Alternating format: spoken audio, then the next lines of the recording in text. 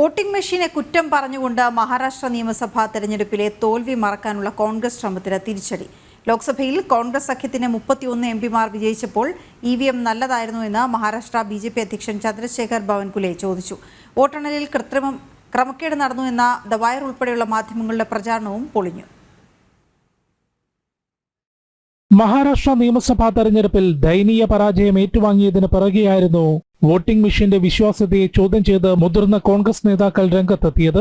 288 അംഗ നിയമസഭയിൽ 16 സീറ്റിൽ മാത്രം ഒതുങ്ങിപ്പോയതിന്റെ ജാള്യത മറയ്ക്കാനുള്ള കോൺഗ്രസിന്റെ ശ്രമം തെരഞ്ഞെടുപ്പ് കമ്മീഷൻ കൃത്യമായ കണക്കുകൾ പുറത്തുവിട്ടതോടെ തകർന്നടിഞ്ഞെന്ന് മഹാരാഷ്ട്ര BJP അധ്യക്ഷൻ ചന്ദ്രശേഖർ ബാവൻകുലെ പറഞ്ഞു.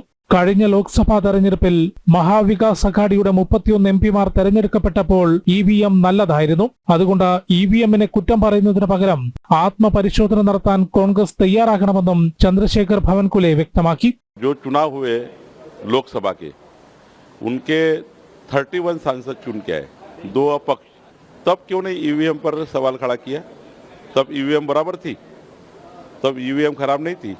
अब उनका नांदेड़ में सांसद चुन के आया अभी बाई इलेक्शन में, तो तब EVM खराब नहीं है. उनके बाकी अभी विधायक चुन के आए, वहाँ EVM खराब नहीं है. देखिए बवंडर खड़ा कर रहे हैं और ये बवंडर से कुछ होने वाला नहीं है. उल्टा आत्मपरीक्षण करना चाहिए.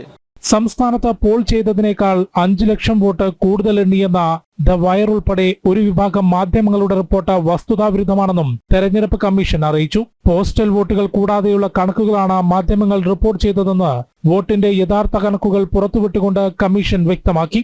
EVMന്റെ വിശ്വാസ്യത ചോദ്യം ചെയ്തുള്ള ഹർജി സുപ്രീം കോടതി കഴിഞ്ഞ ദിവസം തള്ളിയിരുന്നു. നിങ്ങൾ വിജയിക്കുമ്പോൾ വോട്ടിംഗ് മെഷീൻ നല്ലതും പരാജയപ്പെടുമ്പോൾ കുറ്റം പറയുകയുമാണോ എന്ന ചോദ്യത്തോടെയായിരുന്നു കോടതി നടപടി.